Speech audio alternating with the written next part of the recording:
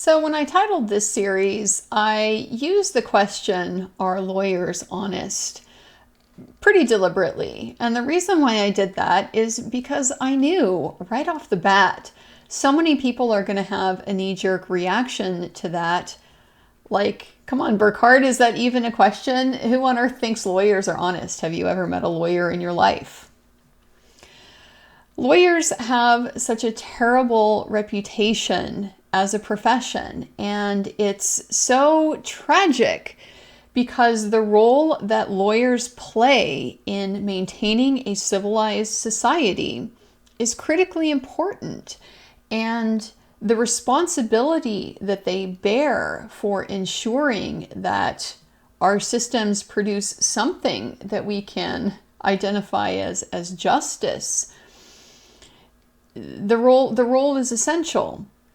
So I want to go ahead and talk a little bit about some kind of philosophical ideas here before we get into the real meat of looking at how the lawyers in the Depp versus Heard trial behaved. So we're going to look at some ideals, some aspirations, and the reasons why we have those for how lawyers are supposed to behave. And then we're going to go ahead and turn to look at some specific rules that are essentially what lawyers have to comply with in order to, not get disciplined, not get disbarred. And what I think you're going to see is what can be a pretty significant disconnect between those two things. There's a lot of reasons for that we'll talk about as well. So I want to start by sharing a poem by a 18th century poet named John Gay, an English poet. Here is what he wrote. My friend, the sophisticated tongue of lawyers can turn right to wrong, and language, by your skill made pliant, can save an undeserving client. Is it the fee directs the sense to injure injured innocence? Or can you, with a double face like Janus's, misstate a case? Is skepticism your profession, and justice absent from your session? And is e'en so the bar supplied, where eloquence takes either side? So if a good lawyer is somebody who can argue both sides of a question with equal alacrity, then it becomes open to question whether that lawyer stands for anything at all, or whether the practice of law is simply a type of sophistry, an undertaking that is purely interested in the power of persuasion with no regard for what is the underlying truth. I think that's a really common perception that people have of attorneys, and I think unfortunately far too many attorneys give good reasons for people to have that impression. But there's another side of the coin to this idea that lawyers are able to see multiple sides of the same argument. And that is that it's really only if you're able to see from other people's perspectives, the perspective of the adversary, the perspective of the jury, the perspective of the court, the perspective of your own client, that an attorney is able to be effective and able to present a complete and compelling story to a jury. One that isn't simply a partisan type of just limited viewpoint that's going to depend on your ability to manipulate the jurors or take advantage of the jurors' own ideologies or predispositions. So having a wide-ranging perspective is a rare talent among lawyers. Now, there is, of course, a classic archetype that I'm going to share with you if you haven't seen him already. That is, of course, Atticus Finch. He's one of the protagonists of To Kill a Mockingbird, a wonderful novel by Harper Lee. So we're going to watch Atticus Finch's closing argument, part of it, and look at how he is able to bring that skill that lawyers possess, that ability to see different sides, and deliver it in a way that is both powerful and true. I have nothing but pity in my heart for the chief witness for the state. She is the victim of cruel poverty and ignorance. But my pity does not extend so far as to her putting a man's life at stake, which she has done in an effort to get rid of her own guilt. Now I say guilt, gentlemen, because it was guilt that motivated her. She's committed no crime. She has merely broken a rigid and time-honored code of our society. A code so severe that whoever breaks it is hounded from our midst, is unfit to live with. She must destroy the evidence of her offense. But what was the evidence of her offense? Tom Robinson, a human being. Now, I'm not alone in having this perspective. This perspective is reflected in a number of ethical statements, preambles to professional rules, various types of statements that are out there that lawyers are supposed to rely on in order to have a sense of what their duties and responsibilities are. When I took the oath of attorney in the state of Washington, here is what I was required to swear. I am fully subject to the laws of the state of Washington and the laws of the United States and will abide by the same. I will support the Constitution of the state of Washington and the Constitution of the United States. I will abide by the rules of professional conduct approved by the Supreme Court of the state of Washington. I will maintain the respect due the courts of justice and judicial officers.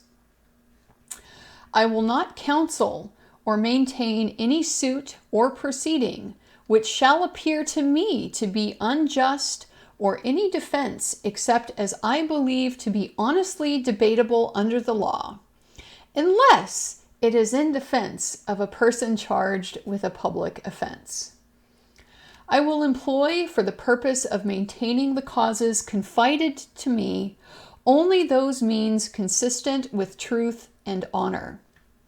I will never seek to mislead the judge or jury by any artifice or false statement. I will maintain the confidence and preserve inviolate the secrets of my client, and will accept no compensation in connection with the business of my client unless this compensation is from or with the knowledge and approval of the client or with the approval of the court. I will abstain from all offensive personalities and advance no fact prejudicial to the honor or reputation of a party or witness unless required by the justice of the cause with which I am charged.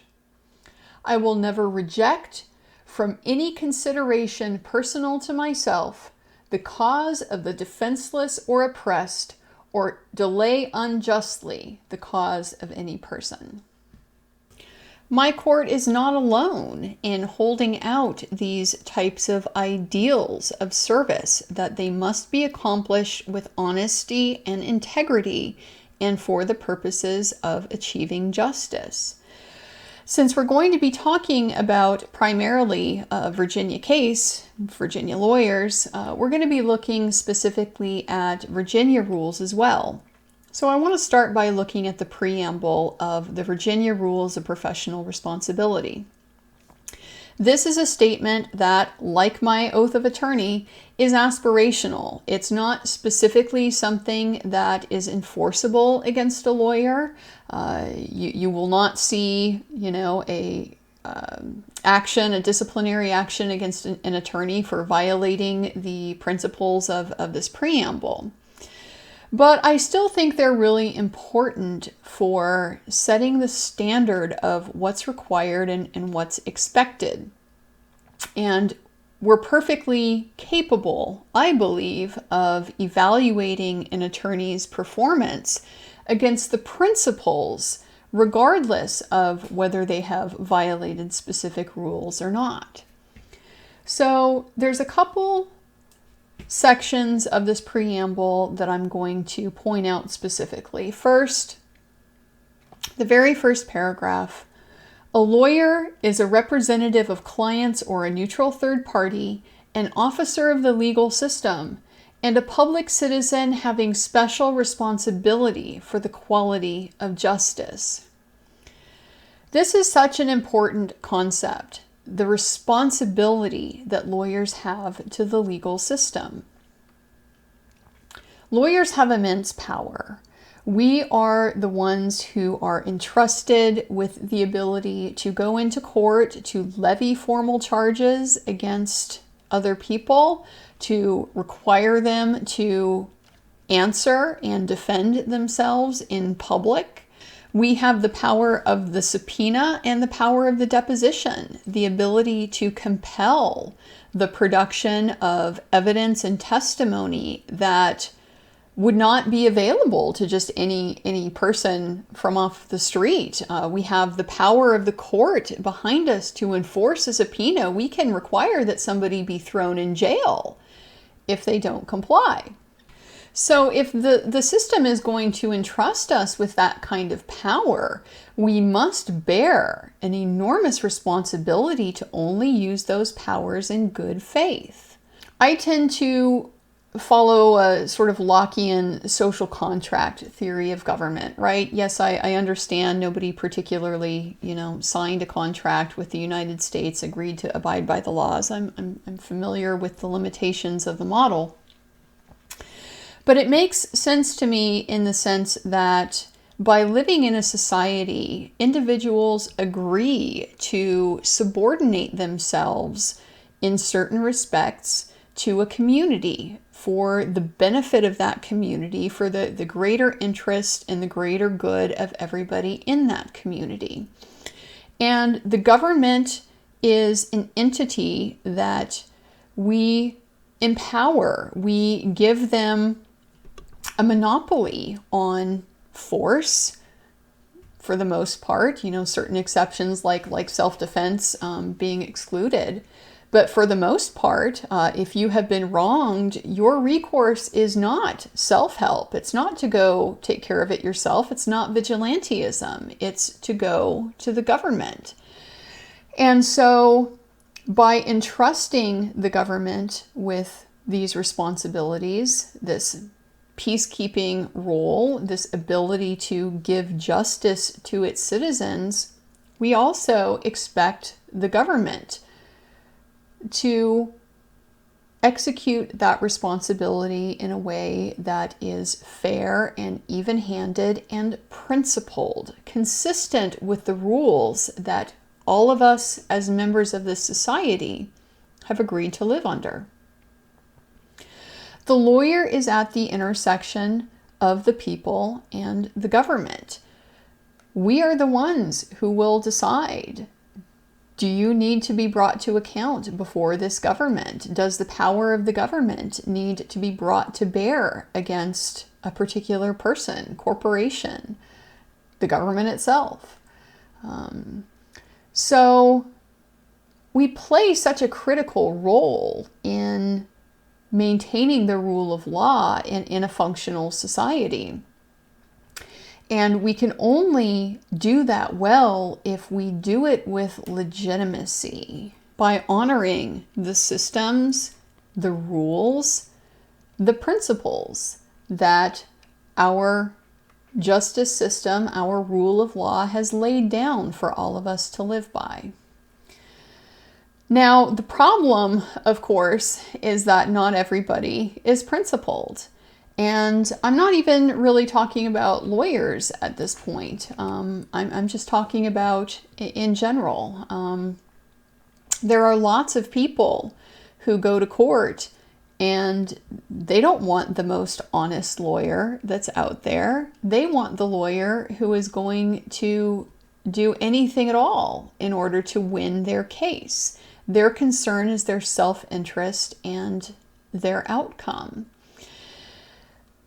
There's an idea that by having an adversarial system where you basically have two sides that are both motivated by their own self-interest to present the strongest case for themselves that they can, that this system will essentially benefit the truth-finding function of the jury by essentially incentivizing each of them to bring the best information, the best evidence, the best facts in front of that jury to be able to sort out, make sense of what the viewpoints are, and then decide between them, be able to choose who is justified in the scenario and who is not.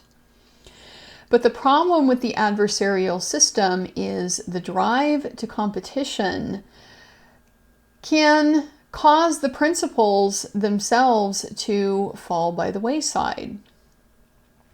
I think of dishonesty in the law a lot like I think about doping in sports. It gives the side who's willing to be unscrupulous an unfair advantage because they're simply not going to be hindered by the rules and responsibilities that more ethical people will abide by. And so when that is not punished, when that is not cut off and limited, it creates the risk of a race to the bottom, where you end up with a massive doping scandal across your entire sport because everybody knows at this point that if they're going to keep up and they're going to be competitive, they need to do the same thing that the other guys are doing. This, I think, is probably one of the biggest reasons why lawyers have accumulated over centuries such a reputation for essentially being unscrupulous and unprincipled, being sophists rather than being warriors for truth and justice.